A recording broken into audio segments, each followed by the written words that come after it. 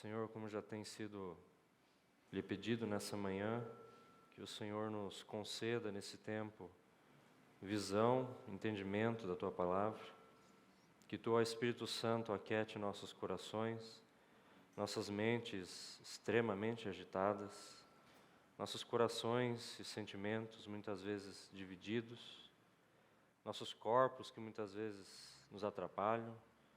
Acalme, aquiete tudo isso, ó Senhor, diante de Ti e da Tua Palavra. Nos dê a entender o que Tu quer nos ensinar, nos dizer. Na Tua graça, ó Espírito Santo, nos ajude a colocar as nossas vidas diante de Ti e da Tua Palavra.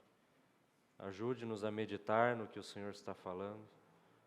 Ajude-nos a perceber a Tua voz, o Teu tom e aquilo que Tu está falando para cada um de nós. Ó bendito Senhor, tenha misericórdia, ajude-nos a receber esta palavra, que ela entre em nosso coração, que ela mude a nossa vida, a nossa forma de ver, de pensar, de agir nesse mundo, ó Senhor. Fale segundo a Tua vontade, Tu és mestre, ó Espírito Santo, Paráclito. Eis aqui a palavra que Tu mesmo escreveu, ensina-nos, interprete ela, vença o conhecimento de Adão que está em nós e dá-nos o conhecimento eterno que vem de Ti mesmo. Eis a Tua palavra, ela é santa, pura, perfeita. Só Tu pode nos ensinar e interpretar ela, ó Senhor. Faça isso nessa manhã. Nós Te pedimos encarecidamente, no nome do nosso Senhor. Amém. Abra em Neemias, capítulo 4.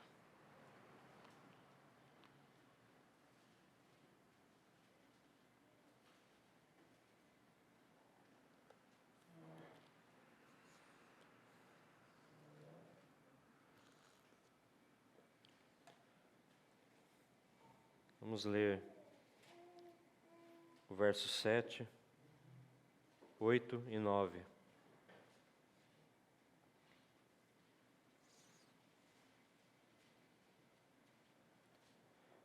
Mas ouvindo Sambalate e Tobias, os arábios, os amonitas e os asdoditas, que a reparação dos muros de Jerusalém ia avante, e que já se começavam a fechar-lhes as brechas, ficaram sobremodo irados. Ajuntaram-se todos de comum acordo para virem atacar Jerusalém e suscitar confusão ali. Porém nós oramos ao nosso Deus e como proteção pusemos guarda contra eles de dia e de noite. Então nós continuamos de onde paramos na última reunião. Nós vimos que esse capítulo 4, ele mostra a primeira oposição que a obra da edificação dos muros enfrenta. E essa primeira oposição, ela é espiritualmente a oposição da carne e do mundo, mas na verdade, em maior precisão de termos, é a oposição do pecado por meio do mundo e da carne. E ainda que muitas vezes parece que não é tão bem visto ou tão bem aceito essa verdade, mas assim a palavra nos ensina que a carne ela tem tudo a ver com o pecado, com o mundo e com o próprio diabo. E ela não tem nada a ver com o Espírito Santo e com a nova vida que nós temos. Então essa carne ela milita contra a vontade do Senhor, ela não está sujeita a Deus, como Romanos 8:7 nos diz, e ela está aliada ao mundo e aos interesses do próprio inimigo de Deus. Então ela está aqui, nessa primeira oposição, ela faz parte dessa primeira oposição. Lembramos então aí nos versos primeiros até o verso 6, nós vimos que num primeiro momento a carne e o mundo, eles zombam da obra de Deus, da obra de Cristo, da restauração da igreja, dos muros. E essa zombaria ela deve ser percebida, como até mesmo foi lembrado hoje antes, no tempo da mesa. De alguma forma nós devemos suplicar ao Senhor que nos dê visão da realidade de zombaria, não no sentido muitas vezes verbal, mas no sentido de tudo que nos rodeia, no mundo da carne, e como essas coisas, elas de fato, elas se incomodam, elas se iram e tiram sarro da obra do Senhor.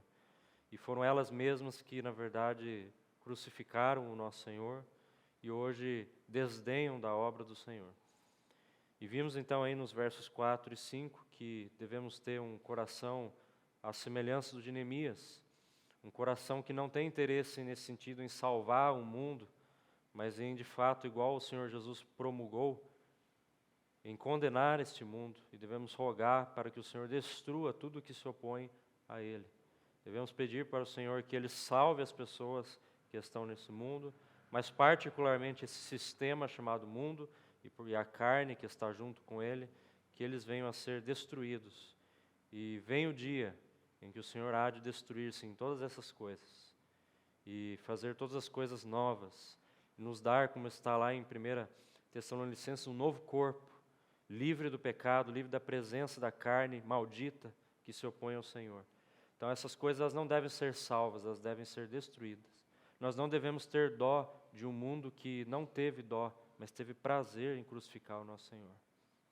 E nisso nós consideramos que muitas vezes, por causa dos nossos próprios interesses, nós temos uma certa piedade por este mundo, porque temos muitos prazeres e gostos nesse mundo.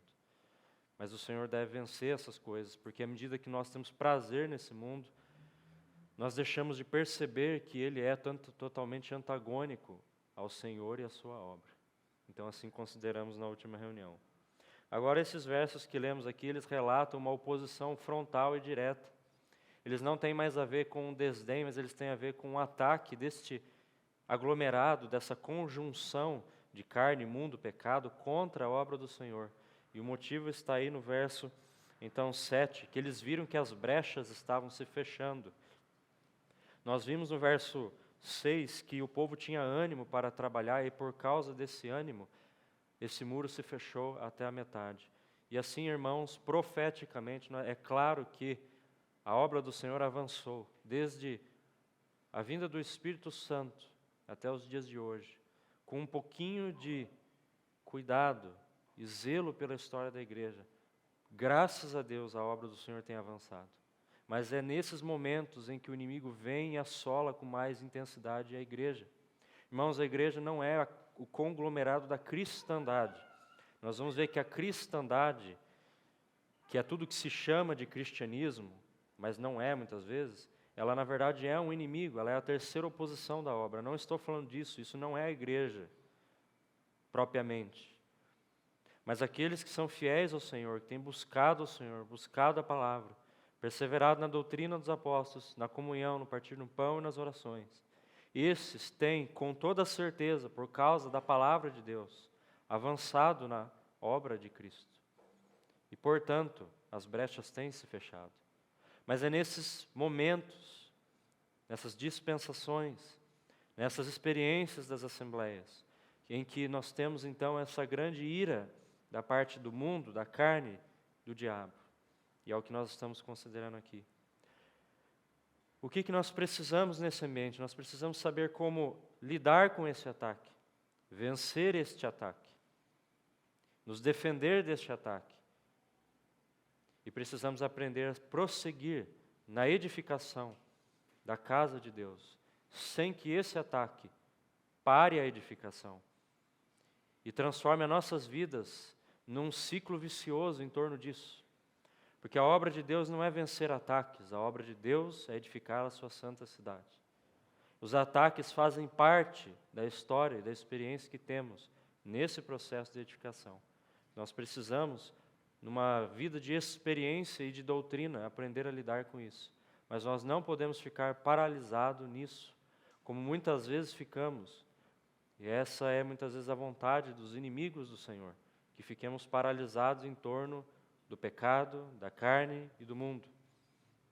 E achamos que vencer essas coisas propriamente dito é a vontade de Deus. Sim, é a vontade de Deus, mas não é o seu propósito. Faz parte da caminhada. E isso é exatamente a experiência cristã que nós estamos vendo que o povo de Israel passou na edificação dos muros aqui. Então, como nós lemos aí até o verso 9, no verso 9 nós vemos esse equilíbrio que não é bonito, mas ele é essencial, não é simplesmente um detalhe, mas é a base da vida desse povo e também é a base das nossas vidas. Porém, nós oramos ao nosso Deus, E isso fala de uma plena dependência ao Senhor. E nós também pusemos guarda, que fala de uma vigilância constante enquanto rogavam pelo poder de Deus. E lembramos aquela frase deste irmão, A.W. Ironside, que nesse cenário, somente oração seria presunção. E é exatamente muitas vezes que nós tratamos o pecado e a oposição da carne dessa forma. De alguma forma lançamos a oposição da carne para Deus e falamos, Deus, quando Tu quiser, resolva isso na minha vida. E não é assim que o Senhor nos ensinou, não é assim que a palavra nos ensina, nem na antiga aliança, nem na nova aliança. É a soberania graciosa de Deus quem vai nos fazer vencer o pecado e a carne. Mas é por meio também de um envolvimento nosso com este Deus, para que Ele então nos vença a oposição. Então esse equilíbrio está aí relatado. E lembramos de Mateus 26:41, as palavras tão claras, tão práticas, tão entendíveis do Senhor Jesus Cristo. Vigiai e orai, porque o espírito está pronto, mas a carne é fraca. Então o Senhor Jesus deu uma ordem para os seus discípulos, na nova dispensação, que eles devem vigiar e orar, não somente orar e não somente vigiar, mas vigiar e orar. E é assim que nós podemos então enfrentar esse primeiro ataque. E assim nós vamos prosseguir hoje. Verso 10 diz assim, então disse Judá, já desfaleceram as forças dos carregadores e os escombros são muitos, de maneira que não podemos edificar o muro. Disseram, porém, verso 11, os nossos inimigos, nada saberão disto, nem verão, até que entremos no meio deles e os matemos. Assim faremos cessar a obra. Então volte para o verso 10. Irmãos, aqui disse Judá, já desfaleceram as forças dos carregadores. Não é porque, os escombros são muitos. Não é que desfaleceram as forças porque há muitos escombros. Desfaleceu as forças e os escombros são muitos. Isso é interessante, porque o que esses escombros estão fazendo aqui? Eles estão, junto com a fraqueza, eles estão parando a obra da edificação. A expectativa dessas nações em volta é que esses escombros, eles atrapalhem e cessem a obra. O verso 11 nos mostra isso. Eles têm uma expectativa que as forças de Israel desfaleçam por causa desses escombros e por causa desses constantes ataques que eles estão fazendo. E nessa fraqueza, eles possam entrar, como está no verso 11, e matar esse povo e cessar a obra. Então, desfalecer as forças não é ainda cessar a obra, mas é o primeiro passo para cessar a obra. Tome bastante atenção e nota nas palavras que estamos usando. Irmãos, quem diz aí não podemos edificar o muro, porque há muitos escombros, são os judaítas. E a tribo de Judá é a tribo mais forte de Israel. É a tribo mais experiente em batalha e em guerra. Então são os judaítas que dizem, já desfaleceram as forças. Isso é relevante, porque nós estamos falando de que aqueles que mais tinham força estavam fracos. Aqueles que mais tinham experiência na arte da guerra estavam desanimados.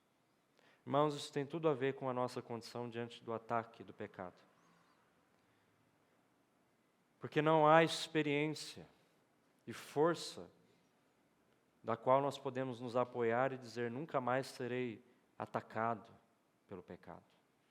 Essa não é a palavra do Senhor, não é assim que o Senhor nos ensina. Já desfaleceram as forças. Agora, se nós abrirmos em Hebreus, capítulo 12, verso 3.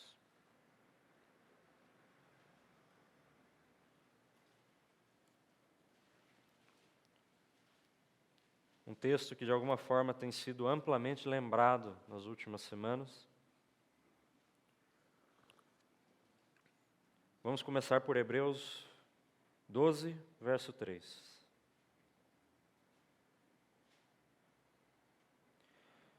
Considerai, pois, atentamente aquele que suportou tamanha oposição dos pecadores contra si mesmo, para que não vos fatigueis, desmaiando em vossa alma. Diz assim a tribo de Judá: já desfaleceram as forças. Agora nós voltamos um pouco e lemos o verso, então, 1. Portanto, também nós, visto que temos a rodear-nos de tão grande nuvem de testemunha, desembaraçando-nos de todo peso. Vamos parar por aqui, porque não é peso do pecado, é de todo peso e do pecado. Então, duas coisas. Já desfaleceram as forças, e os escombros são muitos, desembaraçando de todo o peso. Nós vamos ver um pouquinho mais para frente em Neemias que escombros precisam ser carregados, retirados do meio daquele sítio de construção. Porque se há escombros, irmãos, se há peso, não é possível edificar os muros. Porque com peso, verso 3, vem o desfalecimento das forças. O que o autor de Hebreus está falando é que se não nos livrarmos do peso e do pecado, nós nos fatigamos e desmaiamos em nossas almas. Certamente a primeira parte do verso é sublimemente importante, olhando, fixando os nossos olhos no nosso autor e consumador, mas nós podemos tomar isso de forma poética e perder a experiência prática e real. Podemos cantar numa manhã de reunião que olhamos para o nosso autor e consumador da fé, e amanhã cair numa vida de pecados e não saber o que fazer com isso. Então que o Senhor nos livre da poesia nesse primeiro momento, porque o Senhor não está nos chamando para fazer poesia em primeiro lugar. O Senhor está nos chamando para aprender como amanhã vamos trabalhar, viver nesse mundo, sem nos contaminar, desfalecermos, fatigarmos, cansarmos, desistirmos da obra do Senhor. É isso que se trata esse verso. E Hebreus, junto com então Neemias, deixa o quadro bem claro. Desembaraçando de todo o peso, isso é algo impreterível para nossas vidas. Já desfaleceram as forças daqueles que são os mais fortes de Israel, daqueles que têm experiência com o Senhor e com a guerra, mas eles desfaleceram diante de tantos escombros que existiam naquela cidade. Irmãos, escombros falam de algo tão importante na vida da igreja. Escombros, você vai lembrar que nós consideramos a porta do monturo, a porta do lixo, a porta onde se devia jogar tudo que não presta de dentro de Israel para fora, para ser queimado no vale de Inom, quando falamos do capítulo 3. E escombros, irmãos e irmãs, escombros são muitas coisas. Coisas que atrapalham a nossa vida contra o pecado e contra a carne. Coisas que, nas palavras de Colossenses, não têm poder algum contra a sensualidade, não tem poder algum contra a carne. Escombros fala de tradição, de ensinos e filosofias, de idolatrias, de opiniões, de cultura, de status quo. Status quo em latim é a nossa vida perante o mundo, o meu status, o meu salário, o jeito que eu vivo, o que eu visto, o que eu gosto, a minha cultura, minha posição social. O meu histórico, a minha família, os meus gostos, o que me dá prazer, o que eu quero, o que eu desejo, o que eu almejo, o que eu objetivo. São escombros nas nossas vidas, muitas vezes, das quais, diz o autor de Hebreus, devemos nos desembaraçar dessas coisas, porque se assim não fizermos, iremos nos fatigar, desfalecer diante dos escombros. Mas, irmãos, esse é o primeiro cenário. Porque o verso 11, mantenha sempre o seu dedo em Neemias, o verso 11 de Neemias diz que após essa fatiga, após esse cansaço, após esse desfalecimento diante das coisas que nos cansam, veja a voz e a palavra dos inimigos. Disseram, porém, os nossos inimigos. Irmãos, veja que o cenário, ele é uma narrativa, tente visualizar o que está acontecendo. Dentro da cidade, os judaístas estão assim, nós não aguentamos mais, é muita coisa.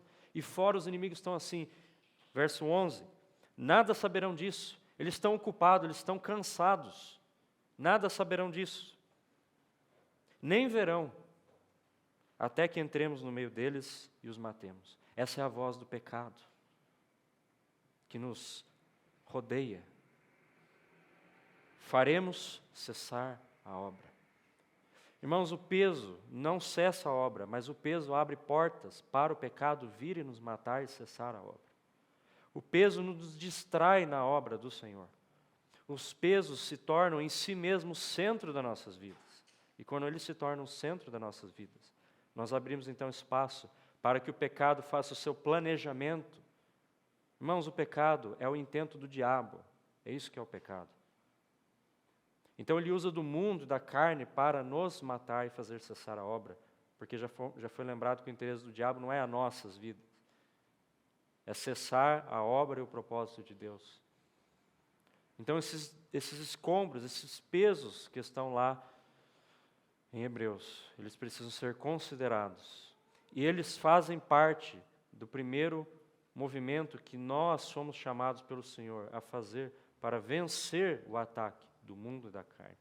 Então, irmãos que estão tomando nota, como eu posso amanhã, hoje, já, começar a vencer esse pecado, esse mundo e essa carne? Em primeiro lugar, nas palavras de Hebreus e Neemias, desembaraçando de todo peso.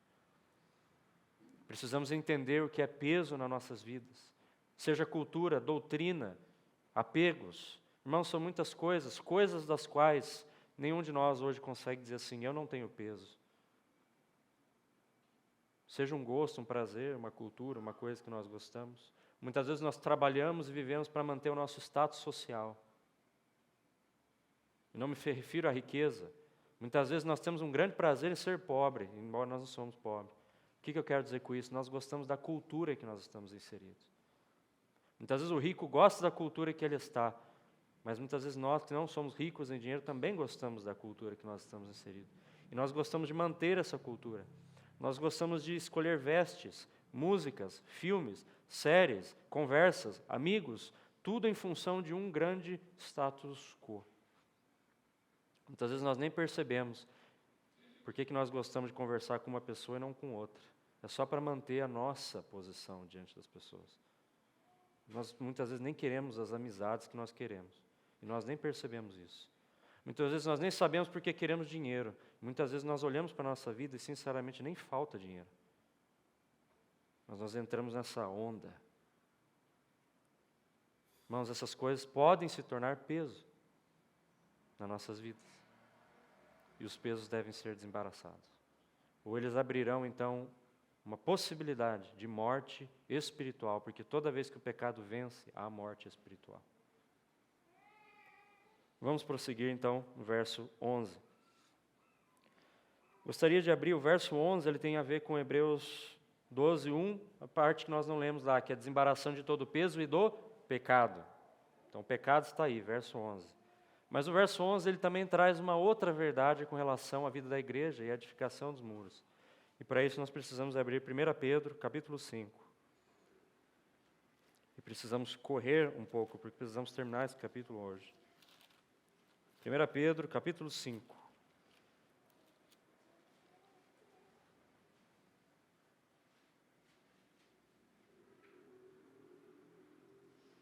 Verso 5.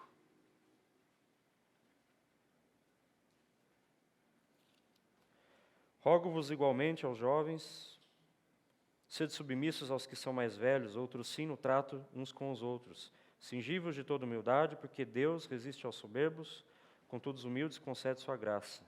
Humilhai-vos, portanto, sob a poderosa mão de Deus, para que Ele em tempo oportuno vos exalte, lançando sobre Ele toda a vossa ansiedade, porque Ele tem cuidado de vós.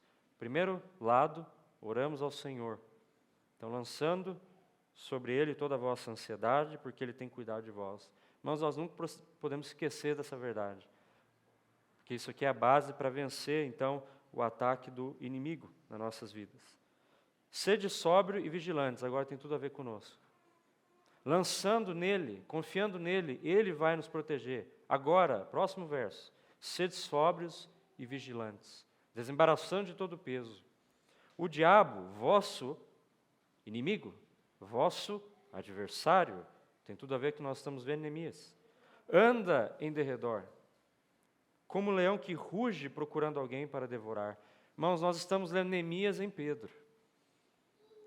Vamos ler de novo o verso 7. Lançando sobre ele toda a vossa ansiedade, porque ele tem cuidado de vós. Então nós oramos, disse Neemias. Não é possível vencer o inimigo sem oração. Nós vamos dar um pouco mais de ênfase na oração daqui a pouco. Ela é muito importante, sublime na nossa vida coletiva e individual. E junto com ela, sede sóbrios e vigilantes.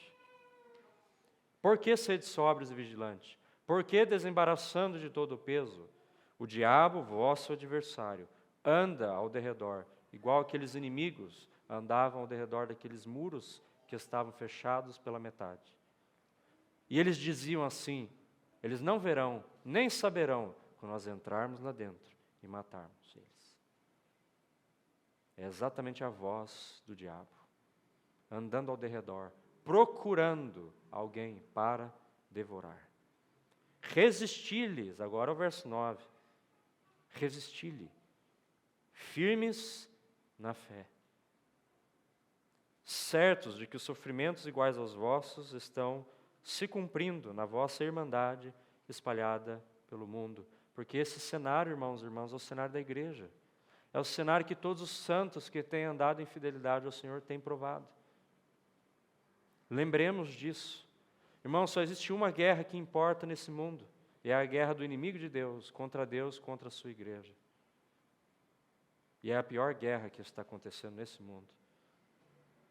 É a pior de todas.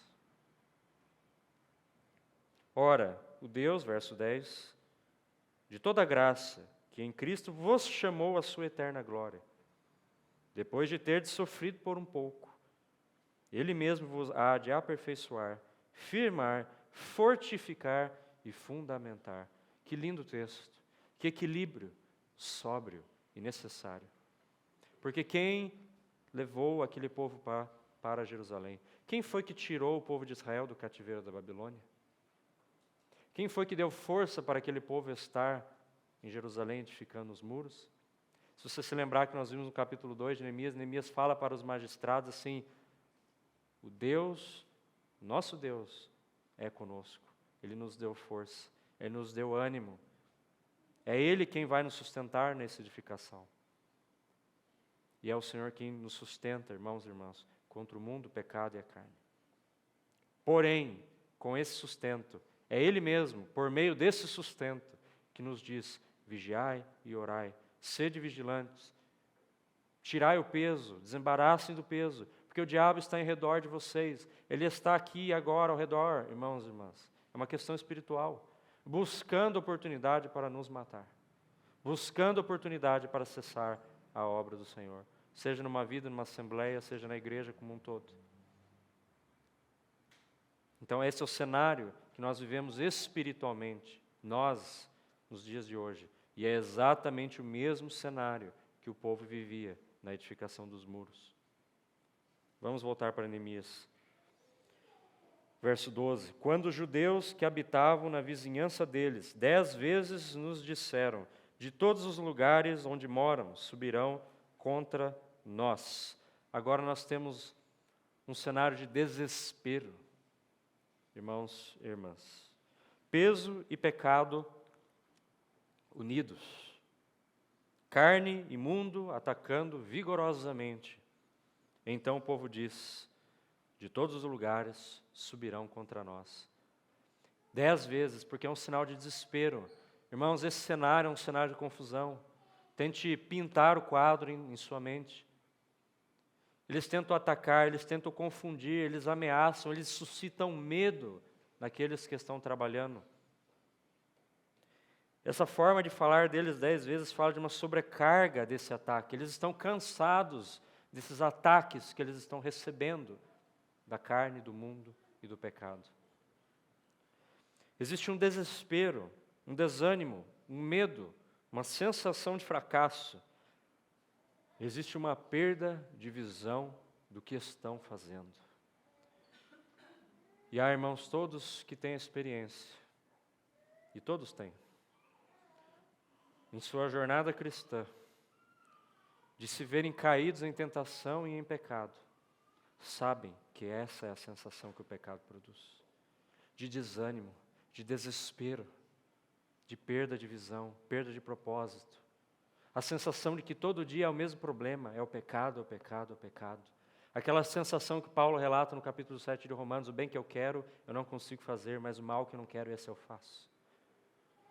Aquele ciclo sem fim, aquilo que nos causa canseira, desânimo, que parece que não termina, um assolamento diário do pecado, das fraquezas, daquilo que te é tentação, concupiscência.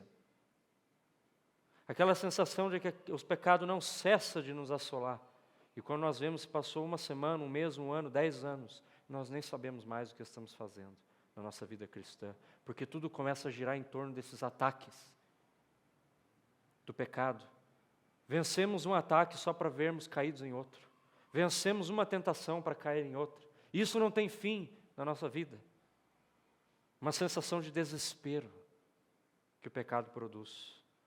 E é exatamente isso que ele quer produzir. Desespero. De choro, de amargor, de vileza, de podridão. Choramos um dia, 2 dias, 3 dias, passamos meses chorando pelo mesmo pecado. E não sabemos o que fazer. Mas, irmãos, isso tem um histórico. Tem um caminho. Nós acabamos de ler todos os versos. Primeiro o peso, depois o desânimo, depois o pecado, depois muitos pecados, e depois o desânimo total e o fracasso, o desespero. Parece que não acaba. Vício, concupiscência. Porque é assim que o pecado é. Mal, viciante. Como uma adaga cheia de sangue que é utilizada para caçar urso no hemisfério norte. Aquele urso fica lambendo aquela adaga cheia de sangue, e a adaga corta a sua língua, e ele continua lambendo o seu próprio sangue, achando que está lambendo sangue de algo gostoso, prazeroso, e quando ele vê, ele morre numa hemorragia, lambendo o seu próprio sangue. Pesado, né, essa figura, porque assim é o pecado. E é isso que ele faz com nossas vidas. De todos os lugares subirão com nós, essa é uma voz de desespero. Neemias, diz o povo, nós não sabemos o que fazer. Os carregam o escombro, estão cansados, eles não conseguem mais carregar o escombro. Nós estamos ouvindo rumores de guerra, eles atacam por ali, atacam por lá, atacam por aqui. Nós não sabemos mais o que fazer. Aquela obra que o povo estava tão animado em concretizar, de repente se tornou um grande tormento. Então qual é a solução para isso? Verso 13. Então pus o povo, diz Neemias, por famílias, nos lugares baixos e abertos. Irmãos, então aqui, no meio desse cenário, o pior cenário possível, de ataque, de perda, Neemias fala assim, pus cada uma das famílias, eu pus cada um deles nos lugares baixos. Deixe-me traduzir. Eu peguei cada um daqueles que estava fraco e falei, olhe a sua fraqueza. Olha onde você está caindo. Veja as brechas, veja os lugares baixos, veja onde há a dificuldade. No que você é fraco, irmão e irmã. No que você cai constantemente. E aí nós entramos em desespero, nos assentamos em casa, choramos, Senhor, livra-me disso. Mas não é o que a palavra ensina. O Senhor fala assim, eu já provi livramento. Comece a prestar atenção aonde você é fraco. Pus as famílias nos cantos baixos, abertos, por detrás do muro, não na frente do muro, por detrás do governo de Deus. Sim, nos lugares de fraqueza, mas atrás dos muros, porque eles já se fecharam pela metade. Irmão, se você está vivendo uma situação de pecado, será que o Senhor já não proveu tanto por você e por mim? Será que Ele já não proveu aquilo que o mundo não tem? Será que Ele já nos proveu vitória? Ele já nos proveu vitória. Então usemos da vitória que Ele já nos deu, por detrás dos muros, e passemos então numa posição militar de ataque. É exatamente o que está acontecendo aqui. No meio da fraqueza, do desprezo, do desespero, Neemias vai fazer o quê? Ele não vai sentar para orar. Ele já fez isso. Neemias vai fazer um ato militar de mover este povo que está em fracasso. Nós vamos reagir contra o ataque do pecado? Atrás dos muros. Porque atrás dos muros existe algo no centro dessa cidade. Sabe o que está lá, irmãos e irmãs? Já edificado. O altar de Deus. Irmãos, sabe que todos nós que lutamos com o pecado temos em comum? Que a obra de Cristo já nos salvou. Que na cruz já foi vertido sangue que purifica-nos de todos os pecados. Nós não podemos crucificar Cristo de novo pelos nossos pecados, Ele já foi crucificado. Mas nós podemos nos colocar por detrás dos muros. Aonde está o altar de Deus? Onde está a obra de Cristo? Nos apropriarmos da força de Deus. Desembaraçar de todo o peso e do pecado. Que tenazmente, vilmente, incansavelmente nos assedia. Se nós fomos derrotados 1000 vezes, o Senhor está aguardando a primeira vitória. Para dali por diante, vitória e vitória. Isso não tem nada a ver com autoajuda de evangélico. Vitória tem a ver com o que o Senhor está falando, que nós precisamos ter sobre o pecado. Nós precisamos de vitória sobre a carne, o mundo e o pecado. Porque sem essa vitória, a casa de Deus não pode ser edificada. Pus cada família nos lugares baixos e abertos por detrás do muro com as suas espadas. Então agora nós saímos de um quadro ínfimo de perda e de derrota. Neemias está fazendo assim, espadas na mão. Porque se o pecado está atacando, não é assentado que nós vencemos, é com espada na mão. E você sabe o que é espada na palavra de Deus. Próximo item da receita. Nós não podemos vencer o pecado sem a palavra do Senhor. Nós não podemos vencer o pecado sem a leitura, a meditação, a consideração, a afeição, o amor, o zelo, o gozo, a vontade pela palavra do Senhor. Ela é a nossa arma contra o pecado. Suas lanças e seus arcos. Verso 14. Inspecionei, dispus-me e disse aos nobres, aos magistrados e ao resto do povo: não temais. Lembrai-vos do Senhor, grande e temível. Lembrai-vos, lembremos do Senhor, grande e temível. Daquele que morreu na cruz por nós, que venceu o pecado, que julgou o pecado, que disse, está consumado. Que disse, eu venci o mundo. Que disse, o príncipe desse mundo já está julgado. Lembremos dele. Pelejai pelos vossos irmãos, pelos vossos filhos, pelas vossas filhas, vossa mulher e vossa casa. Então, esse inspecioneis fala de algo tão importante na nossa vida, irmãos. Ainda estamos no contexto de vencer esse ataque. Como que vencemos esse ataque? Irmãos, tem um elemento nas nossas vidas para vencer o pecado. Muitas vezes nós desconsideramos ele. Sabe quem está falando inspecionei? Sabe quem está falando de expus eles? Sabe quem está encorajando o povo? Neemias. Quem é Neemias? O que é esse inspecionei? Irmãos, esse inspecionei é o trabalho pastoral e admoestativo dos servos da palavra em nossa vida de comunhão com os santos. Nós só podemos vencer o pecado por meio da fé na obra do Senhor, por meio da proximidade com a palavra do Senhor e por meio da comunhão uns com os outros, especialmente acatando a admoestação pastoral dos servos do Senhor. Sabe por quê? Porque são eles muitas vezes, irmãos e irmãs, que colocam forças em nós, quando nós não temos mais força.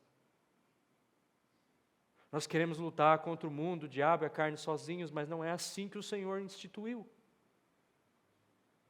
Muitas vezes, após 10 ataques, 10 vezes eles falaram, nós não conseguimos mais resolver isso. Então Tiago diz assim, confessai os vossos pecados. E nós ignoramos tanto esse aspecto. Nós temos a obra de Cristo, nós temos a palavra, nós temos os irmãos. Para vencer esse pecado, esse mundo, essa carne, que não cessam de atacar nossas vidas. Irmãos, às vezes nós temos a sensação que o pecado deixou de atacar nossas vidas hoje. Sim, só para amanhã ele achar outra forma de nos atacar. Ele não cansa. Ele é um mal que não dorme.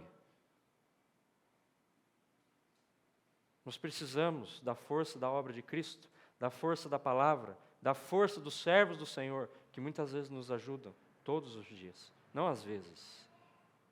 Todas as vezes que nós enfraquecemos, nós vamos provar de um cenário só: derrota, morte.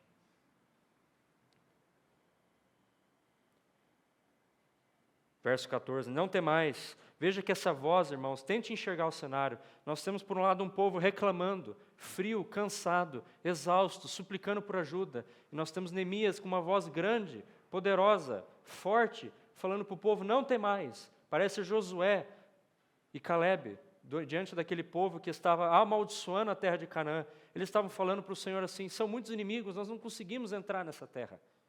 Tem muitos inimigos, nós não temos como lidar com eles. Então Josué gritou: eia! Tomemos a força que o Senhor nos deu, pelejemos contra esses inimigos, nós vamos vencê-los. Isso não é autoajuda, isso é a verdade da vida cristã. Quantas doutrinas têm atrapalhado nossas vidas nesse aspecto? Irmãos, o Senhor está falando que tem como vencer o pecado. Eu sei que muitas vezes essa não é a experiência que nós temos. Nossa experiência muitas vezes é de derrota, igual a desse povo aqui é de derrota. É muito triste quando nós nos empolgamos com a obra do Senhor, nós buscamos a palavra e sentimos que estamos avançando na carreira cristã, e de repente, o baque. E parece que os inimigos encontram uma brecha, e todo aquele amor, aquele prazer, aquele gozo, aquela intenção de trabalhar na casa do Senhor, vira morte, pecado, sofrimento, canseira, desânimo. Parece que saímos do 1000 ao 0. Do nada. Por que você acha que isso acontece? Porque nós estamos cercados por esse inimigo, procurando brecha para atacar nossas vidas. É nós, muitas vezes, que nos iludimos, que porque estamos bem na vida espiritual, nada vai acontecer conosco. Mas esse inimigo está ao redor de nós e na carne nossa, buscando nos enredar e nos matar. Então, quando isso acontece conosco, e sinceramente isso acontece conosco, nós precisamos ouvir a voz de Cristo na sua obra, a voz da palavra e a voz dos irmãos. Eia, não temais, lembrai-vos do Senhor. Então lembrai-vos do Senhor, mas não para por aí. Grande e temível. E pelejai por quem? Por você mesmo? Não. Peleje pelos vossos irmãos, vossos filhos, vossas filhas, vossa mulher, vossa casa. Irmãos, não peleje, não vença o pecado só porque você quer vencer o pecado. Vença o pecado porque você é um edificador da casa de Deus. Vença o pecado para que você possa socorrer a outros. Vença o pecado para que aquele do seu lado que não está vencendo possa vencer também. Pelejai. Aqui, irmão, você pode aplicar literalmente se quiser. Maridos, pelejai contra o pecado pelas vossas esposas. Esposas pelos vossos maridos. Pais pelos vossos filhos. Irmãos pelos irmãos. Irmãos por parentes, irmãos por ímpios que nem creram no Senhor. Vençamos o pecado. Para que a obra de Deus não cesse. O pecado não é o fim em si mesmo. O fim do pecado é o cessamento da obra de Cristo na edificação da sua igreja. Esse é o propósito do pecado. Eia, subamos, entremos na terra. A mesma voz, o mesmo Espírito está em Neemias. Não temais. Eu sei que vocês estão cansados, mas olhem para o lugar certo e vençam. Tomem a espada na vossa mão. Não é momento de sentar, ajoelhar e rogar para o Senhor. É momento de rogar para o Senhor. Oramos e pusemos guarda. Oremos e tomemos a espada na mão. Oremos e busquemos a palavra. Oremos e desembaracemos do peso. Oremos e vigiemos. Orai e vigiai. Nós temos uma tendência de ficar no orai só. E achamos que não podemos vigiar contra o pecado. É por isso que o pecado vence-nos, muitas vezes. Porque não temos vontade de vigiar. Porque vigiar, irmãos e irmãs, requer que nós tiremos o peso. Tirar o peso requer que muitas vezes nós deixemos coisas que nós gostamos. Essas coisas vão invariavelmente nos levar a pecar, ainda que elas não sejam pecado muitas vezes. Por isso nós muitas vezes somos perdedores diante do pecado. Porque o peso faz nós nos fatigarmos em nossas almas. Mas quando essas coisas são vencidas, veja o verso 15. E sucedeu que, ouvindo os nossos inimigos, que já os sabíamos, e quem tinha frustrado? Você? E que Deus tinha frustrado o desígnio deles. Voltamos, todos nós, ao muro, cada um a sua obra. Ufa! Porque se você ler com muita calma esses versos, irmãos, é um cenário que dá um aperto aqui, ó. É desesperador o que nós estamos lendo aqui. Porque eles passam de um cenário de edificação para um cenário de ataque, ataque, ataque, ataque, ataque, ataque. E de repente toda aquela alegria da edificação se torna em desespero. Será que essa não é a experiência que nós temos na nossa vida muitas vezes? Será que essa não é a experiência de uma assembleia muitas vezes? De estar andando no caminho do Senhor e de repente um grande desespero, morte, vileza. Mas então o Senhor vem, por meio dos seus servos, por meio da palavra, e instaura a força militar da sua igreja, que está vivendo em um ambiente de guerra. E sabe o que acontece? Verso 15. Os inimigos param, eles não têm mais como atacar, eles cessam. Eles se veem totalmente incapazes de atacar. Por quê? Porque Deus frustrou os seus desígnios. Não é eu e você que vencemos o pecado na nossa carne. Nossa carne, ela é a favor do pecado. Mas na nossa disposição com o Senhor, é Ele quem vence o pecado em nós. Irmãos, eles estavam por isso aqui, dessa obra cessar. E da primeira oposição vencer eles. Mas o Senhor venceu. E sabe o que aconteceu? Cada um voltou para a sua obra. Sabe o que acontece quando o Senhor vence? Esses momentos de crise, e chamemos assim na nossa vida cristã, desses momentos de crise do pecado, quando o Senhor vence, nós podemos retornar para a obra do Senhor, porque é isso que importa. Mas agora, nesse ambiente de alegria, de ter vencido esse primeiro ataque, algo vai acontecer. Como a obra foi retomada? E você vai ver que a obra, como ela foi iniciada, e a obra depois desse primeiro ataque, estão sendo feitas de forma diferente. Porque depois desse ataque, o povo de Deus aprendeu algo. Eles aprenderam que existe uma oposição do pecado, da carne e do mundo. Eles descobriram, nesse ataque, nesse desespero, que a carne, o pecado e o mundo são muito piores, muito mais sutis e muito mais poderosos do que nós imaginamos. Irmãos, nós precisamos aprender isso quando nós caímos em pecado. Aquele que está de pé, veja que não caia. Mas quando caímos, devemos perceber que é muito fácil que até mesmo os mais fortes caiam. Isso deve gerar uma mudança na nossa forma de viver a vida cristã. Isso deve ser uma aprendizagem para nós aprendermos que existe outra forma de edificar nesse cenário. Nós devíamos aprender nessas circunstâncias que a carne e o mundo são muito piores do que eles parecem muitas vezes.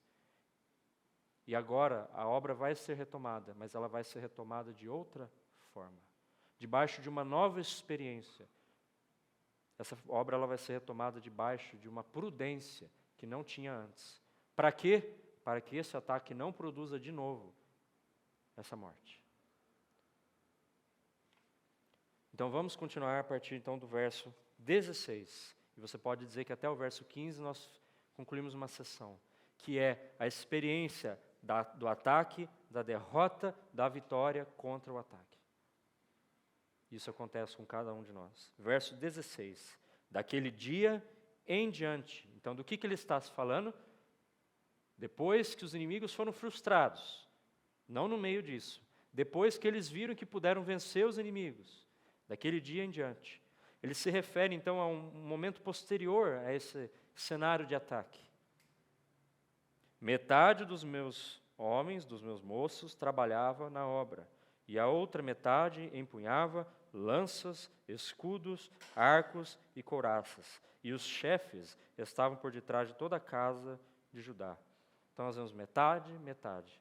Daquele dia em diante, o povo de Deus percebeu algo. Nós precisamos estar atentos. Nós precisamos pôr defesa. Nós precisamos usar da vitória que Deus nos deu para nos prepararmos contra esse inimigo. Por quê? Porque ele não vai parar de nos atacar. Porque ele não vai cessar os seus ataques até que o muro esteja concluído. E esse devia ser o discernimento que nós, a Igreja de Cristo, devemos ter já, hoje, nesse mundo, que o ataque do mundo, do pecado, da carne, não vai cessar até que a obra esteja concluída. Portanto, nós precisamos aprender como lidar com esse ataque, por barreiras, defesas. E Neemias está falando aqui, em primeiro lugar, a obra vai continuar. Nós não podemos parar em função dos ataques. Nós precisamos edificar. Mas nós vamos edificar todos. Então, esse metade, ele fala de um grande esforço e um compromisso coletivo de todos. Ele fala de uma singularidade de cada um daqueles que servem na casa de Deus. Ele marca um senso de seriedade da questão em que eles estão vivendo. Todos, metade está edificando, metade está empunhando lanças, metade está preparado para a guerra. Porque eles sabem que não dá mais para edificar sem levar em conta a guerra. A guerra está acontecendo. Qual é a proteção que nós vemos aí, nesse verso 16? Nós vemos a proteção, duas proteções em essencial. Nós vemos a palavra e a oração. Abra Atos 12, verso 5. Vamos ter que ser breves. Atos 12, verso 5. Eu gostaria de mostrar no Novo Testamento, na Nova Aliança, na realidade da igreja, a mesma realidade que nós vivemos. O que são essas lanças? O que são esses que estão empunhando lanças? Quem são esses hoje? Então, Atos, capítulo 12, verso 5. Pedro, pois, estava guardado no cárcere. Por causa de quem? Por causa de Herodes. Por causa do mundo. Por causa desse ataque que começou a se levantar contra a igreja. Mas havia oração incessante a Deus por parte da igreja a favor dele. Trabalhavam e empunhavam lanças. Irmãos, que ministério ignorado nos dias de hoje, na nossa vida de defesa e de preparo contra o mundo. Havia incessante oração. Quanto nós temos orado, irmãos e irmãs, pelos servos da palavra? Quanto nós temos orado contra aqueles que muitas vezes estão sendo investidos de ataque do mundo? Quando nós vemos um irmão em pecado, nós nos ajuntamos e oramos para que ele seja curado, salvo e protegido. Porque nesses dias a igreja orava incessantemente para que Pedro fosse então cuidado e guardado pelo Senhor. Havia trevas em volta de Pedro, mas havia incessante oração da igreja. Abra o verso 12, esse mesmo capítulo. Quando Pedro já é livrado aqui e vai então vai para casa, considerando ele a sua situação, resolveu ir à casa de Maria, mãe de João, cognato Marcos, onde muitas pessoas estavam congregadas e oravam. Empunhavam lanças, lutavam, irmãos e irmãs, eles defendiam aqueles que estavam sendo atacados. Isso precisa ser urgentemente restaurado na vida normal de uma assembleia, nas nossas vidas pessoais. Orar, orar e orar, não por mim, mas por outros. Nos unirmos juntos, orando para que o Senhor defenda a sua igreja contra os poderes das trevas. Porque aqui eles estavam orando. Abra Atos, capítulo 4, um pouco anterior. Verso 23.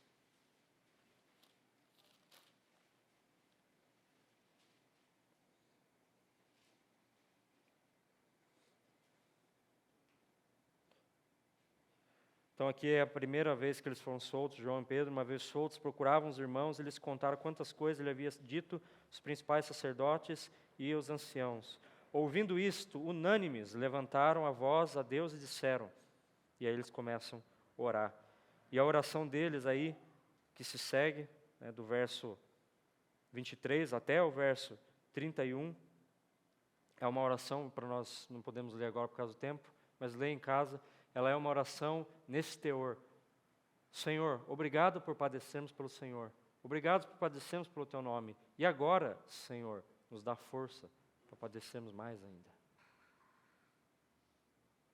Uma oração da igreja. Volte para Neemias. Verso 16. Daquele dia em diante, metade dos meus moços trabalhava na obra e outra metade empunhava lanças, escudos, arcos e couraças. E os chefes estavam por detrás de toda a casa de Judá. Isso fala da vida normal dos pastores, dos mestres, dos profetas, dos apóstolos, dos evangelistas na casa de Deus. Esses são os nomes que são citados em Efésios capítulo 4. Que são edificados na casa de Deus, são colocados na casa de Deus para a edificação, para o crescimento do corpo de Cristo. Tudo isso tem que estar funcionando de acordo com a vontade de Deus, para edificarmos a casa do Senhor no contexto do mundo, do ataque do mundo, da carne, do pecado. Verso 17. Os carregadores que por si mesmos tomavam as cargas, cada um com uma das mãos fazia a obra e com a outra segurava a arma. Que fardo, não é, irmãos? Uma mão segurando escombros, porque eles não podem cessar de carregar os escombros para fora. Disso depende a obra da edificação. Mas eles não podem mais carregar esses escombros de forma desleixada. Sabe por quê? Porque todas as vezes que nós carregamos escombros, todas as vezes que nós estamos nos embaraçando do peso que nos assedia, tenha certeza que o mundo, o inimigo, a carne, está em volta, interessado em nos atacar. Porque eles sabem que se os escombros forem tirados, a obra avança. E se nós estamos com duas mãos carregando escombros, é muito fácil de apunhalar pelas costas. Então, daquele dia em diante, dessa experiência ruim que eles tiveram com esse ataque, por outro lado, da experiência de vitória, daquele dia em diante, uma mão carrega escombros, mas a outra carrega espada. O que isso significa? Significa não dá para deixar de vigiar. Não podemos desleixar na vigília. Nós não podemos assumir por um instante só de que a carne não está programando o seu próximo ataque, porque ela está programando o seu próximo ataque contra cada um de nós. Sabe quando ela vai atacar, irmãos e irmãs? Quando nós estamos obedecendo a palavra. Estranho, né? Ela vai encontrar alguma forma de tentar nos tomar para si, para cairmos em pecado, quando nós estamos fazendo a vontade do Senhor. Quando nós estamos nos livrando daquelas coisas que nos prendem, é ali que o pecado procura oportunidade. Carregar a arma na mão significa ter ciência do que está acontecendo ao nosso redor e nos prepararmos com a palavra do Senhor.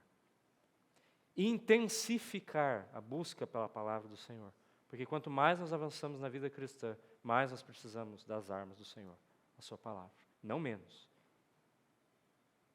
Não faz sentido que após vencermos um ataque do pecado, nós nos tornemos desleixados na nossa vida de comunhão com a palavra do Senhor. Deve ser o oposto. O oposto. Verso 18. Os edificadores, cada um trazia sua espada à cinta, e assim edificavam, e o que tocava a trombeta estava junto de mim. Irmãos, quanto a carregar os escombros, deixa o texto para cada um ler por causa do tempo, é Gálatas 6, do verso 1 ao verso 5. Esse verso fala de dois tipos de carregar de escombro. Carregar nosso fardo e repartir o fardo uns dos outros. Fala de uma vida em que nós precisamos aprender a deixar as coisas que nos sobrecarregam e ajudar cada um dos irmãos e das irmãs a carregar, porque essa obra não é feita por um indivíduo. Nós não temos tempo para considerar mais a fundo isso, mas leia Gálatas 6:1 até o verso 5. E lá está bem marcada a responsabilidade individual e coletiva, as duas coisas. Ninguém pode tirar de você, irmão e irmã, os fardos que você mesmo colocou sobre suas costas, por causa dos seus apegos e afetos pelo mundo. Você tem que tirar, por meio da obra de Cristo. Eu tenho que tirar. Por outro lado, junto nós podemos nos encorajar e nos ajudar. E devemos fazer isso. E se não fazemos isso, nós estamos atrapalhando na obra e na edificação. porque os fardos se tornam pesados demais para alguns, e eles deviam ser repartidos por meio de todos.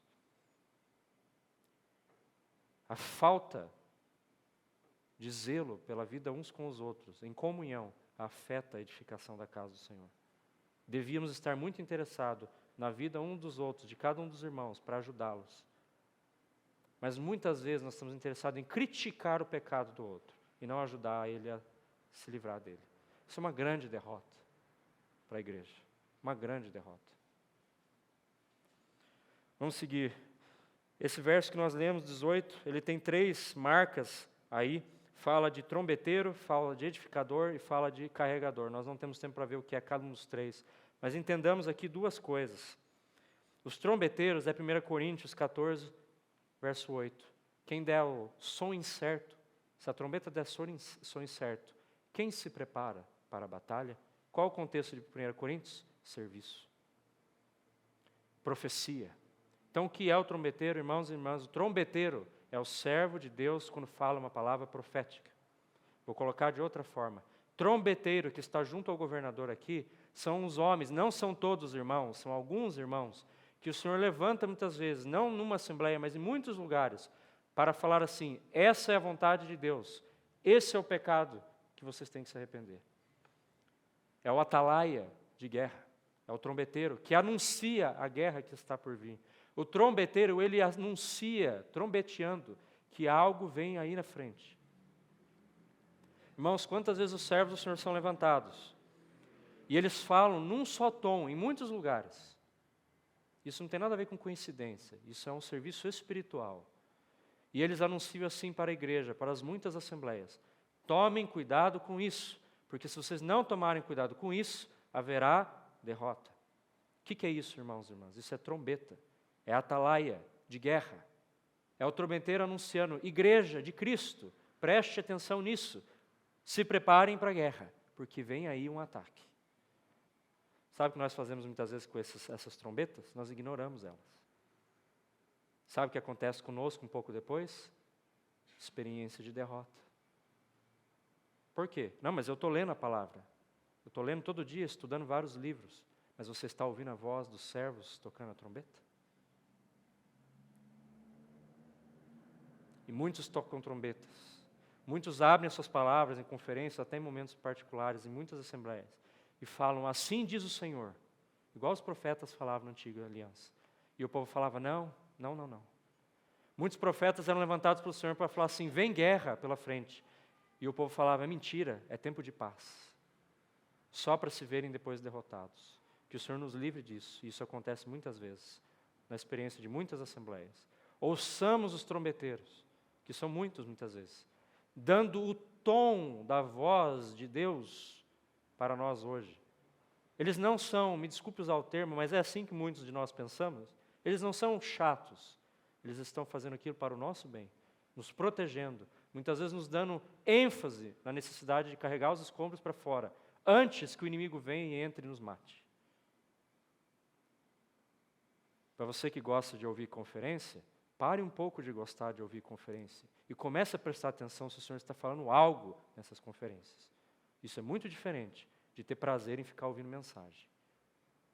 Porque prazer em ouvir mensagem muitas vezes não produz nada na nossa vida. Ouvir o Espírito Santo falando por intermédio dos profetas pode produzir uma mudança nas nossas vidas. Isso nós precisamos, porque isso antecede ataques do pecado, do mundo e da carne contra a igreja. Nós banalizamos muitas vezes os apóstolos que estão aí fora falando a palavra de Deus. E eu não me refiro a obreiros fraudulentos. Eu me refiro a homens fiéis que têm dado uma marca da voz de Deus nesses dias. Então ouça o que os irmãos falam muitas vezes. Abaixe a sua cabeça, em submissão, e ouça o que alguns irmãos têm falado.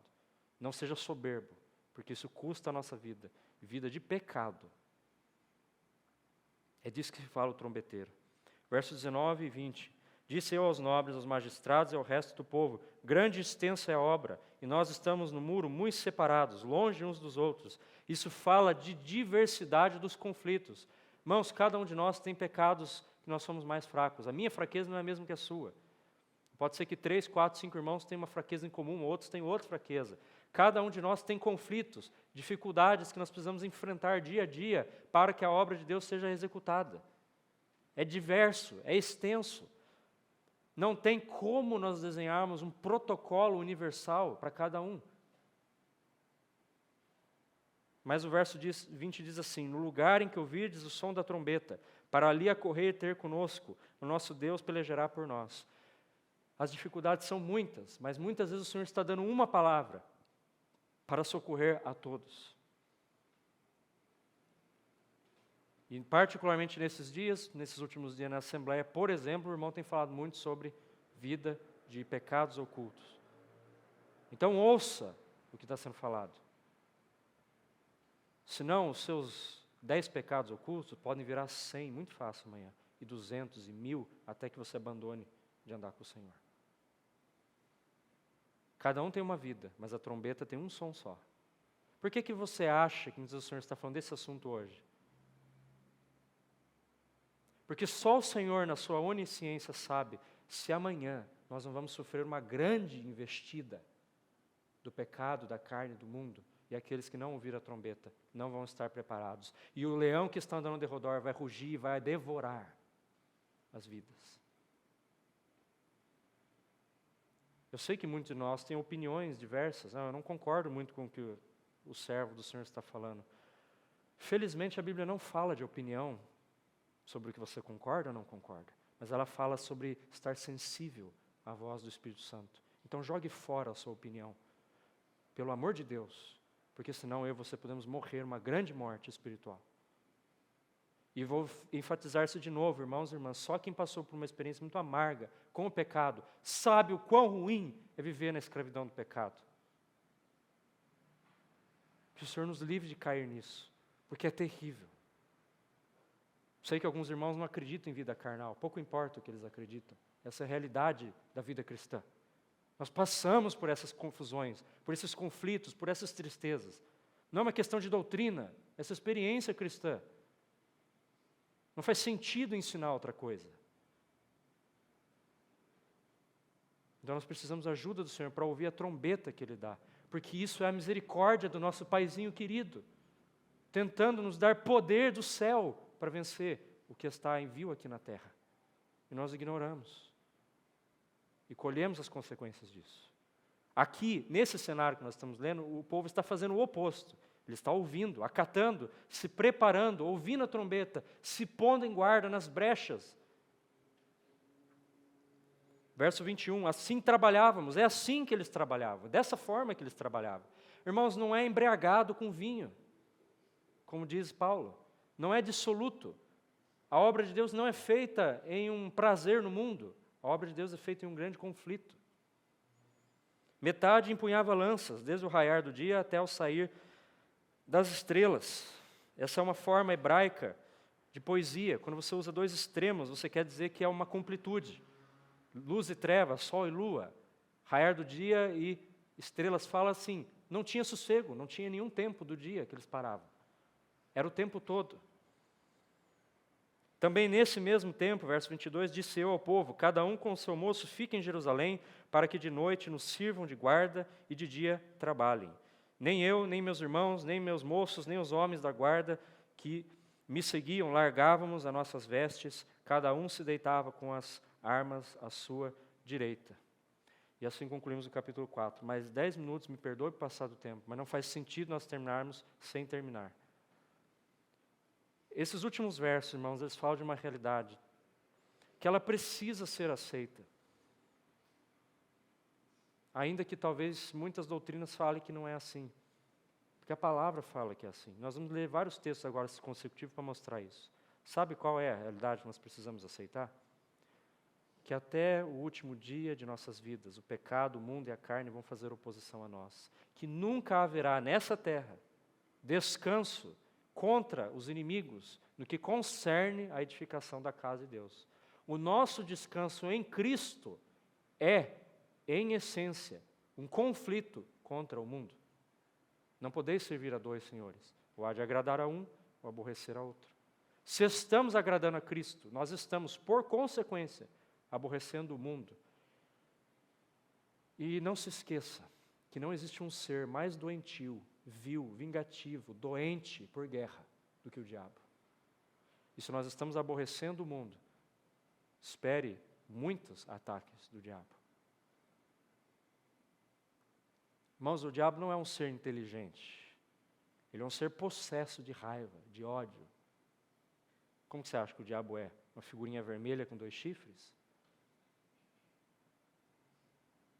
O diabo é tudo que temos para ver de mal. Todo o cúmino da maldade é o diabo. E quando nós nos opomos a esse sistema que ele governa, não podemos esperar nada diferente que não seja uma grande oposição. E eu não me refiro a alguém entrar aqui, arrastar-nos para uma praça, açoitar, pôr fogo em nós. Eu me refiro a uma luta, irmão, sinceramente, que ela está em você todo dia. Você acorda e tem que enfrentar a sua carne. E a nossa carne, ela é muito cruel.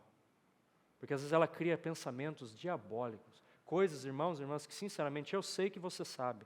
Que diante de Deus você pensa assim, ó meu Deus, tenha misericórdia. Como pode um filho de Deus pensar uma coisa dessas? O que você acha que é isso? É normal? Essa é a oposição diária do inimigo de Deus contra nós. Sabe o que isso significa? Sabe como esses irmãos dormiam?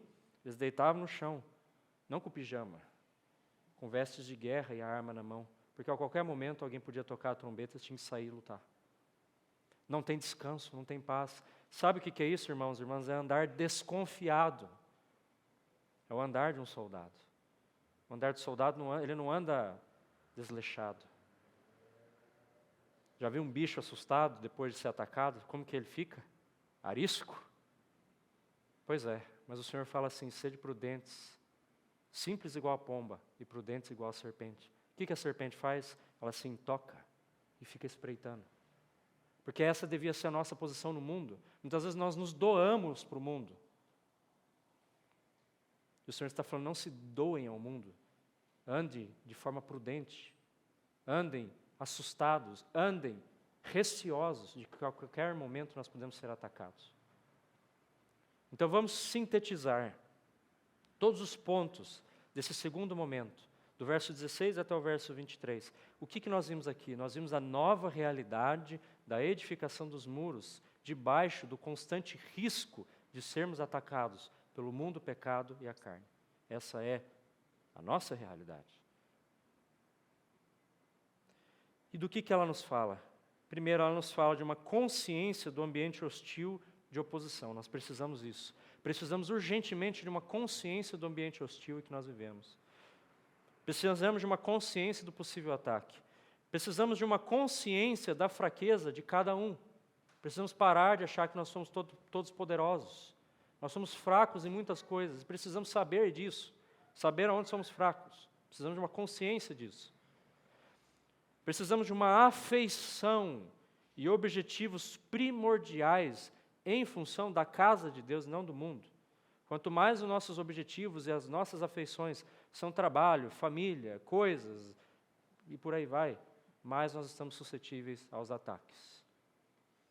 Nós precisamos ter afeição pela obra de Cristo e pela obra dele na sua igreja. Precisamos de uma sensibilidade e obediência à trombeta, aceitação e prática do tom da palavra falada pelos servos do Senhor, urgentemente. Precisamos de perseverança e realismo. A oposição gera cansaço do preparo para a defesa. Esse, por sua vez, não é temporário, dura para a vida toda. Nós precisamos ser realistas, irmãos e irmãs, com relação à nossa vida cristã. Parar de fantasiar uma vida cristã que não é. Todos nós que temos o Espírito de Deus vamos enfrentar oposições diárias. O irmão John Owen, no século XVI, século XVIII, fala que quando o pecado ele é vencido, ele se aloja num lugar e vai preparando o seu novo ataque.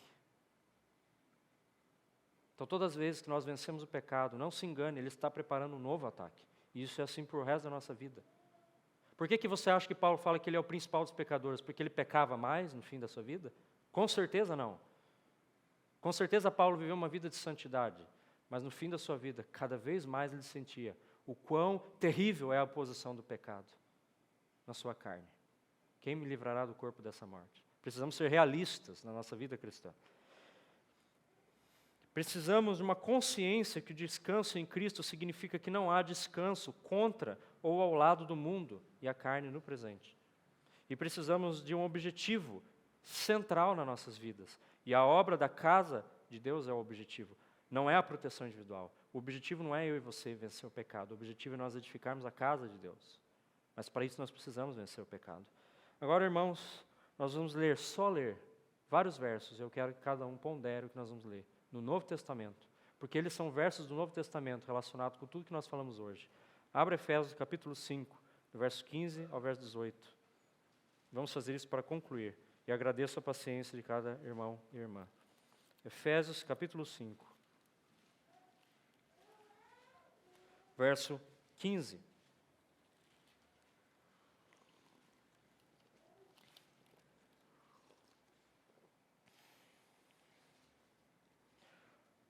Portanto, vede prudentemente como andais, não como necios, e sim como sábios, remindo o tempo, porque os dias são maus. Remindo o tempo, retendo, resgatando, criando tempo. Por esta razão, não vos torneis insensatos, mas procurai compreender qual a vontade do Senhor. E não vos embriagueis com vinho, no qual há dissolução, mas enchei-vos do Espírito. Irmãos, esse texto resume o que é edificar a casa de Deus debaixo do risco do mundo. E é assim que nós nos preparamos para a guerra. Isso aqui é a tradução da figura de Neemias para a nossa vida espiritual do que é pôr lanças nos lugares baixos e abertos. Abre Efésios capítulo 6, um pouco para frente, verso 10. Quanto ao mais, sede fortalecidos no Senhor e na força do seu poder, porque é Ele quem peleja por nós. Porém, revesti-vos de toda a armadura de Deus, para poderdes ficar firmes contra as ciladas do diabo. Então, Ele é a nossa força, mas revesti-vos da armadura. Porque a nossa luta não é contra sangue e a carne. Irmãos, o que é o carne aqui? Carne é sarx em grego. Carne aqui não é a carne que eu estou me referindo. Carne aqui é carne física. Nossa luta não é igual à luta dos Estados Unidos, a Colômbia e a Venezuela. Entendeu? Para ficar bem simples. Não é arma, não é tiro, não é espada física. Nossa luta não é aqui. Você não vai sair daqui e sair numa briga com alguém. A nossa luta é contra principados e potestades, contra dominadores deste mundo tenebroso, contra as forças espirituais do mal nas regiões celestes. É tudo que nós temos falado, irmãos e irmãs.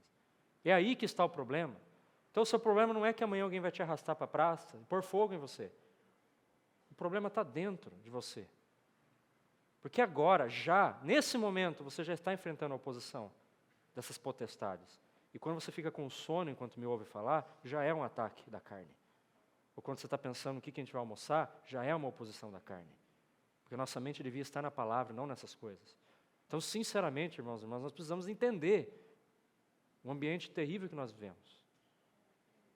Portanto, por causa disso, verso 13, tomai toda a armadura de Deus, para que possais resistir o dia mau, e depois ter desvencido tudo. Depois de ter desvencido tudo, verso 15, que nós lemos em Neemias, permanecer inabalável. Precisamos vencer o ataque, e depois de vencer o ataque, precisamos permanecer inabaláveis. É exatamente a experiência de Neemias capítulo 4. Até o verso 15, vencendo o ataque. Do 16 em diante, é permanecendo inabalável. Estais, pois, firmes, cingidos com a verdade, e vestindo-vos da couraça da justiça, calçai os pés com a preparação do evangelho da paz, embraçando sempre o escudo da fé, com o qual podereis apagar todos os dardos inflamados do maligno. Tomai também o capacete da salvação e a espada do Espírito, que é a palavra de Deus, para você não achar que eu criei a interpretação do que é a espada. Não, aqui está explícito. Verso 18, com toda oração e súplica. Atos nós lemos que eles estavam aqui vivendo uma vida de súplica. Orando em todo o tempo, certamente que sim. No Espírito, e para isto, para poder orar, vigiando com toda perseverança e súplica por todos os santos. Isso é uma ordem para nós, da parte do Espírito Santo. Cada um leia, medite e aceite o que está escrito. Filipenses capítulo 4. Pouco para frente, para a nossa facilidade. Verso 14.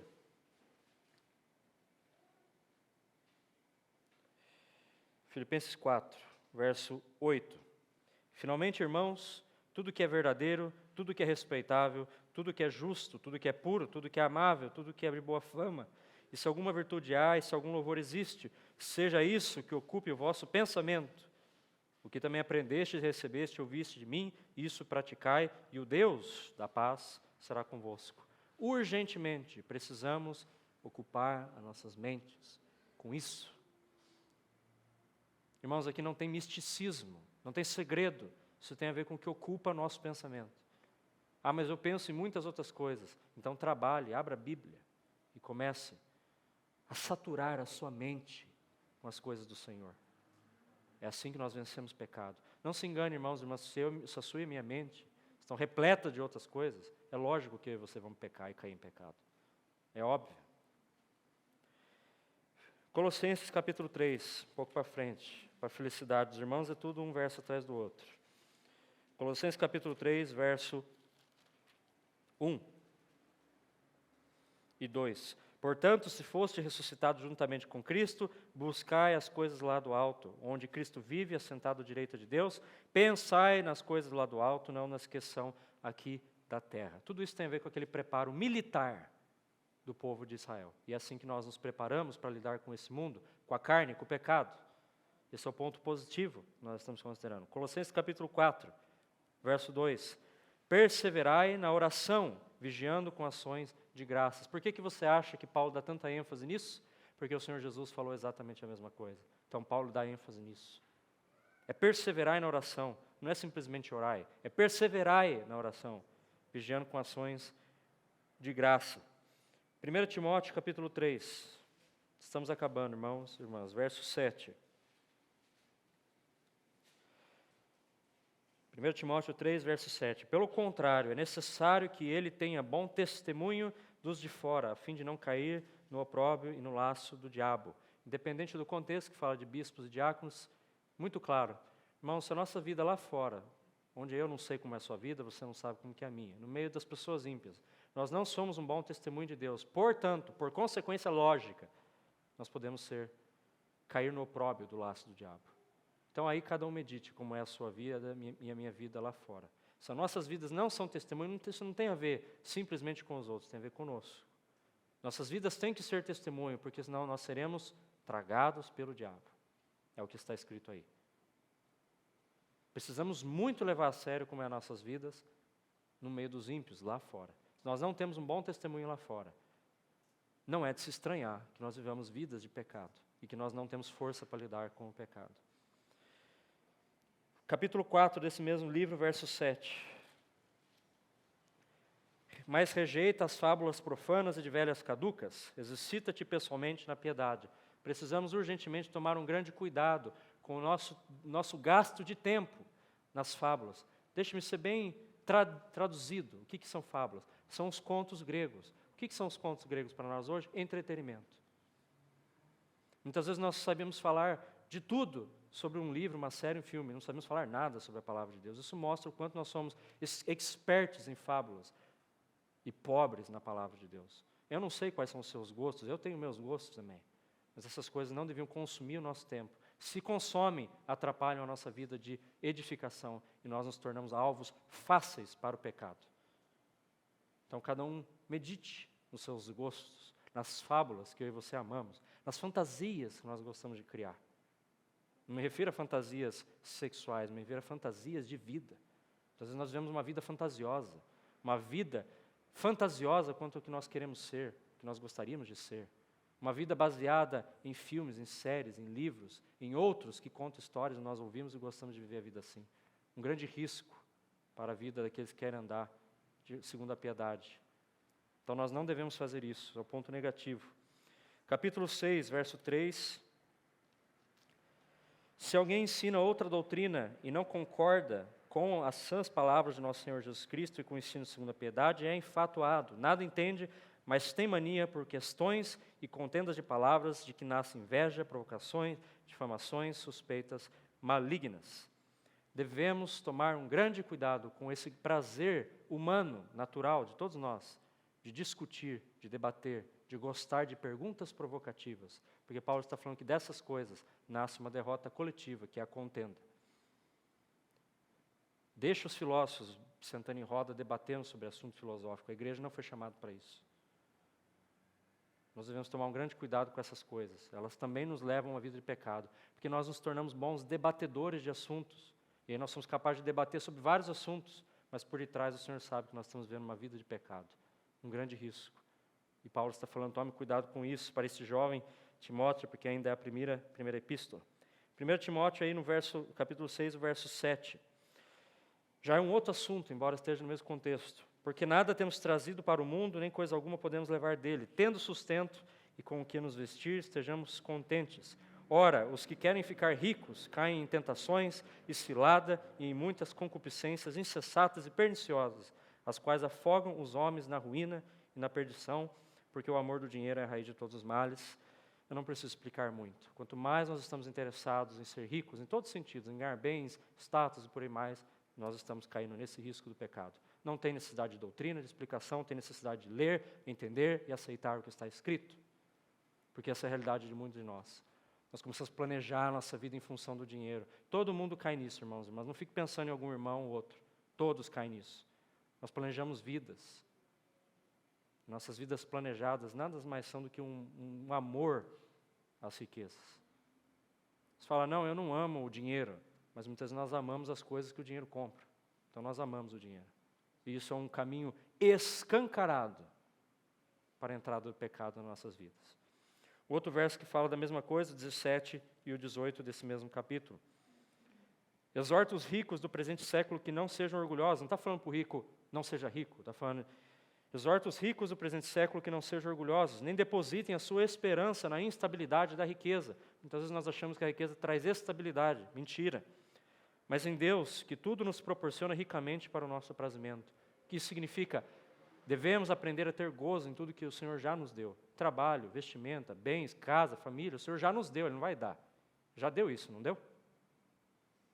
Se Ele já deu, nós devemos aprender a ter prazer nas coisas que o Senhor já deu, não viver uma vida de fantasia nas coisas que Ele ainda não deu.